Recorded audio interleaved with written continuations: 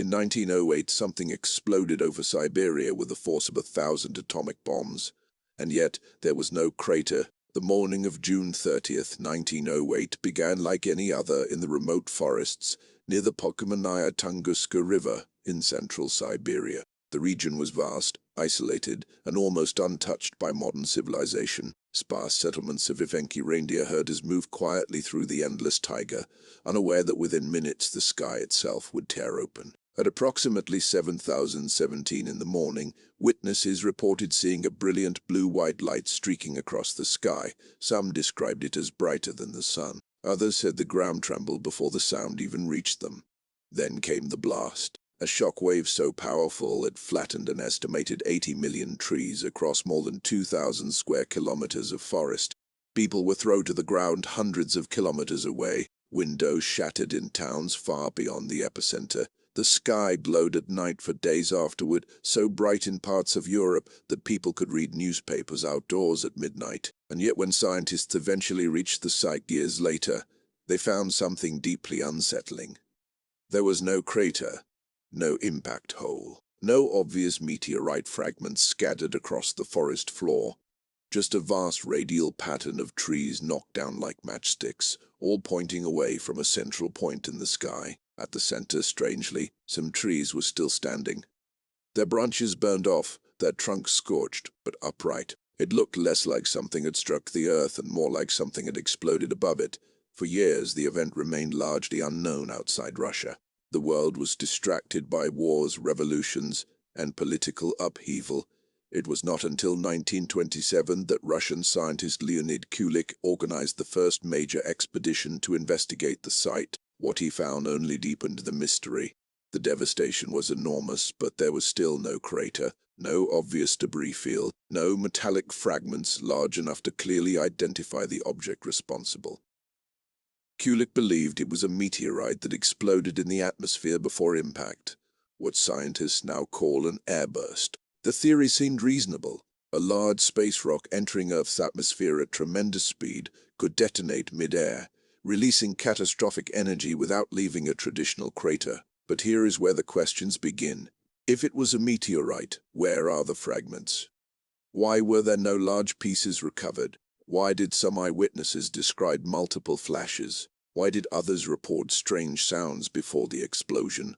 And why did seismic readings across Europe register the blast as if it were an underground detonation rather than purely atmospheric? As decades passed, theories multiplied. Some scientists proposed that the object was a comet made mostly of ice, which would explain the lack of solid debris. A fragile icy body entering the atmosphere could disintegrate completely, leaving minimal trace. Others argued that the pattern of destruction suggested a stony asteroid instead. Computer models in recent years have supported the airburst hypothesis, estimating the explosion's energy at roughly 10 to 15 megatons of TNT. That is up to 1,000 times more powerful than the atomic bomb dropped on Hiroshima.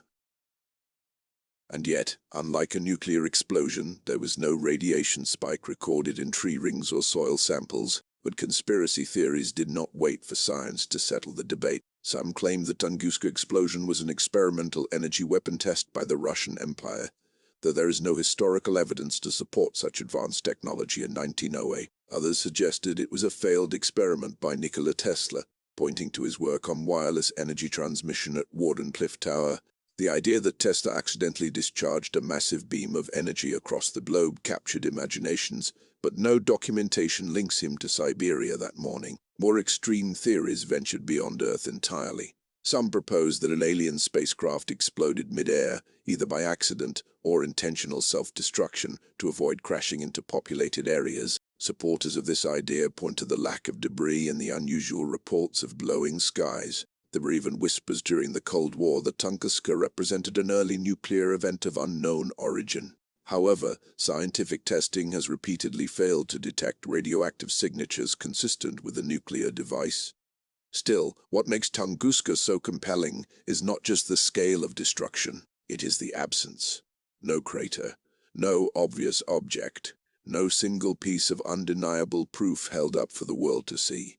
The forest tells a story of immense force, but the sky keeps its secret. In recent decades, researchers have analyzed microscopic particles in peat bog samples from the region. Tiny silicate and magnetite spherules, consistent with cosmic material, have been found embedded in the soil layer corresponding to 1908. This evidence strengthens the asteroid or comet airburst theory. Advanced simulations suggest the object likely entered the atmosphere at a shallow angle, exploded at an altitude of 5 to 10 kilometers, and released its energy outward in a massive shock wave. And yet, even with modern modeling, uncertainties remain. The exact size of the object is still debated. Estimates range from 50 to 100 meters in diameter. That difference matters because it determines how frequently such events might occur. If Tunguska-sized airbursts happen every few hundred years, then Earth is statistically overdue for another one. Unlike Hollywood asteroid scenarios, most of these explosions would not leave a crater. They would simply detonate in the sky. In 2013, when a much smaller meteor exploded over Chelyabinsk, Russia, it injured more than 1,000 people due to shattered glass. That object was only about 20 meters wide. Tunguska was several times larger. If a similar airburst occurred today over a major city, the destruction would be catastrophic. Millions could be affected. Modern infrastructure would amplify the chaos. So was Tunguska truly just a cosmic accident, a random visitor from space that detonated above an empty forest? Or is there something about the event we still do not fully understand? Science leans strongly toward a natural explanation. The airburst model fits most available data, but the lack of a crater, the delay in investigation, and the early inconsistencies in eyewitness accounts leave room for speculation. Perhaps the real reason Tunguska fascinates us is psychological. We are uncomfortable with events that leave no physical body behind. We want evidence we can touch. A crater, a fragment, a scar in the ground. Instead, Tunguska left a scar in the sky and erased itself in the process. More than a century later, the Siberian forest has largely regrown. Trees now stand where millions once fell. Nature covered the wound. But beneath the soil lies a thin layer of 1908, a frozen moment when something from beyond our planet turned mourning into fire. And if it happened once without warning, it can happen again. For years after the explosion, the world barely noticed what had happened in the Siberian wilderness. News traveled slowly in the early 20th century, and the region where the blast occurred was so remote that even the Russian authorities did not immediately grasp the scale of destruction. The forests along the Podkamennaya Tunguska River were sparsely populated, and there were no major cities nearby to report mass casualties. Had the same explosion occurred over St. Petersburg, Petersburg, London, or New York, history books would likely speak of it as one of the greatest disasters in human history. Instead, Tunguska remained a distant rumor carried by scattered eyewitness accounts from traders, hunters, and indigenous Evenki herders. When the first scientific expedition finally reached the area in the late 1920s, nearly 2 decades had passed. By then, vegetation had already begun to reclaim parts of the devastated land. What researchers found was staggering. Trees lay flattened in a radial pattern extending for miles in every direction. The trunks were aligned outward from a central point, as if an invisible hand had pushed them down in perfect symmetry. Closer to the center, investigators noticed something even more unsettling. Some trees were still standing upright, stripped of branches and bark, charred and lifeless, but not knocked over. It looked as though a massive wave of heat had descended from above, scorching the forest before the shock wave swept outward. The absence of a crater puzzled everyone. A conventional meteorite impact should have carved a deep scar into the earth. Even a smaller impact typically leaves fragments embedded in the soil, yet extensive searches revealed nothing resembling a traditional impact site. No massive rock half buried in the ground. No obvious metallic chunks scattered across the forest floor. Only subtle traces, microscopic particles later discovered in peat layers, hinted that something extraterrestrial had indeed entered the atmosphere. Scientists began reconstructing the event through physics rather than physical evidence. They proposed that the object never actually struck the ground. Instead, it detonated in midair due to intense atmospheric pressure and heat as it traveled at tens of thousands of kilometers per hour. As it plunged deeper into the atmosphere, the pressure difference between its leading and trailing sides would have grown extreme. Eventually, the object would have fragmented violently, releasing its kinetic energy almost instantaneously. The resulting explosion would generate a downward blast wave capable of flattening forests without creating a crater. Seismic stations across Europe had recorded unusual vibrations on the day of the explosion. Barometers registered sudden atmospheric disturbances. Some instruments detected pressure waves that circled the globe. These readings confirmed that the blast was not imaginary or exaggerated by folklore. It had measurable global effects. Yet even with this data, uncertainties remained. The energy released was estimated to be between 10 and 15 megatons of TNT, but that calculation depended on assumptions about the object's size, composition, and speed. A stony asteroid behaves differently from an icy comet nucleus. The density of the object determines how deeply it penetrates the atmosphere before exploding. Eyewitness accounts added another layer of complexity. Some villagers reported seeing a fiery sphere streaking across the sky, leaving a glowing trail. Others described a cylindrical shape or multiple flashes. A few claimed the ground shook before they heard the explosion, while others insisted the sound came first. Human memory under extreme stress is notoriously unreliable. Over time, stories evolve, details shift. But when enough accounts mention similar elements, researchers cannot ignore them entirely. One particularly haunting detail repeated in several testimonies was the description of heat. People miles away from the epicenter said they felt a sudden wave of warmth, as if their clothes might ignite. This suggests that thermal radiation preceded or accompanied the shock wave. If the explosion occurred several kilometers above ground, the fireball would have radiated intense heat downward, igniting tree resin and scorching bark before the mechanical force of the blast arrived. In the decades that followed, scientists refined their models using computer simulations. By adjusting variables such as entry angle and velocity, they recreated the radial treefall pattern with surprising accuracy. Most simulations suggested a shallow entry angle, perhaps around 30 degrees, allowing the object to travel a significant horizontal distance through the atmosphere before exploding. This would explain why witnesses across a wide geographic area saw the fireball streak across the sky before the detonation. Still, one troubling question lingered. If airbursts of this magnitude are possible, how often do they occur? Statistical models of near-Earth offsets indicate that Tunguska-sized events may happen once every few hundred years. That might sound rare, but on geological timescales it is frequent. Earth's atmosphere protects us from countless smaller objects every day. Most burn up harmlessly, but occasionally something larger slips through. Tunguska forced scientists to confront an uncomfortable truth. A significant cosmic explosion can occur without warning, without a crater, and without leaving behind dramatic evidence that satisfies our need for visible proof. The forest became both the witness and the victim, its fallen trees forming a silent map of invisible forces. Section 2 of the mystery is not about what exploded. It is about how close humanity came to disaster without even realizing it. As the scientific explanation began to solidify around the airburst theory, the mystery did not disappear. In fact, the lack of a solid fragment or crater only fueled alternative interpretations. When an event of that magnitude leaves behind no obvious object to display in a museum, imagination fills the vacuum. By the mid-20th century, Tunguska had transformed from a remote scientific puzzle into fertile ground for speculation. One of the earliest alternative ideas suggested that the object was not a typical asteroid, but a comet composed largely of ice and dust. A fragile icy body would disintegrate completely upon entering the atmosphere, vaporizing before any solid core could reach the ground.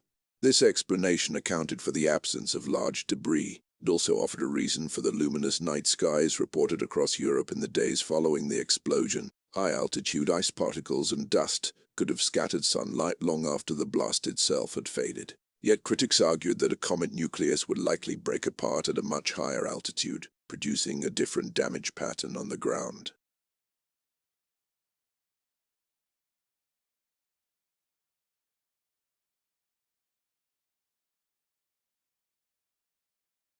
The debate continued for decades. Then came the technological theories. In the early 20th century, humanity was stepping into the age of electricity, radio waves, and experimental energy systems. The name Nikola Tesla inevitably entered the conversation. Some claimed that Tesla, working on wireless power transmission, might have accidentally discharged a massive energy beam that struck Siberia. The theory relied on coincidence and fascination more than documented evidence. There are no credible records linking Tesla to any experiment capable of generating a multi-megaton explosion across the globe.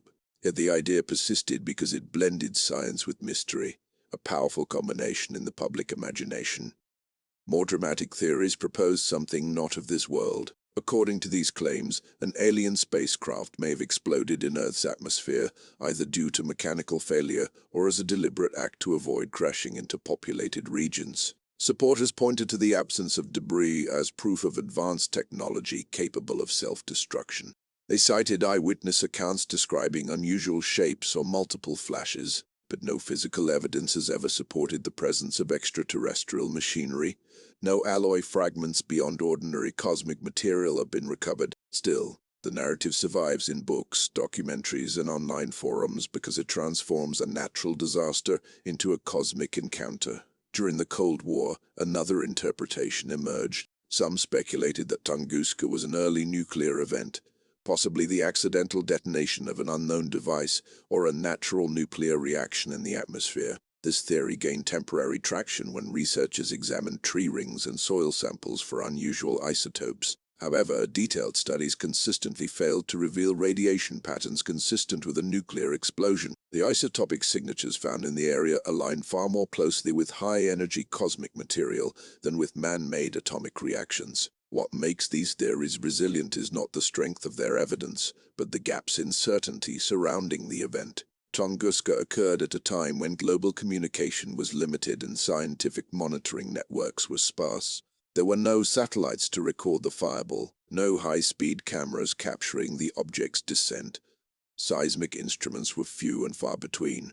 Much of what we know comes from reconstruction rather than direct observation. In that space between data points, alternative explanations thrive, yet modern research has continued to narrow the possibilities. Studies of microscopic spherules embedded in peat layers dating to 1908 reveal elevated concentrations of nickel and other elements common in extraterrestrial objects. These tiny particles are consistent with the vaporization of a stony asteroid during atmospheric entry. Advanced impact modeling has shown that a 50 to 60 meter asteroid entering at high velocity could explode several kilometers above ground and reproduce the precise radial pattern observed in the forest. The physics works, the simulations align, the data points increasingly converge toward a natural cosmic origin. Even so, Tunguska remains psychologically unsettling. It represents a category of disaster that leaves no obvious scar in the Earth, only in memory. There is no dramatic crater tourists can visit to stand at the center of history. The event exists largely in flattened trees, archived testimonies, and thin layers of soil chemistry. It challenges our instinct to equate impact with visible destruction. Sometimes the most powerful blows come from above and vanish before they ever touch the ground. Section 3 of the mystery reveals something deeper than the cause of the explosion. It exposes how humans respond to uncertainty. When evidence is incomplete, we build narratives. Some are grounded in physics and measurable data. Others drift toward imagination. Tunguska sits at the intersection of both, a moment when the sky delivered a force beyond comprehension and then erased its own fingerprints. More than a century has passed since that morning in June 1908, and the Siberian forest is almost completely healed. From above, the region looks ordinary again. Trees stand tall where millions once lay scattered in perfect symmetry. Wildlife returned. Rivers continue to flow quietly through the taiga. Nature erased the violence with patience. But the question Tunguska left behind was never fully about the trees.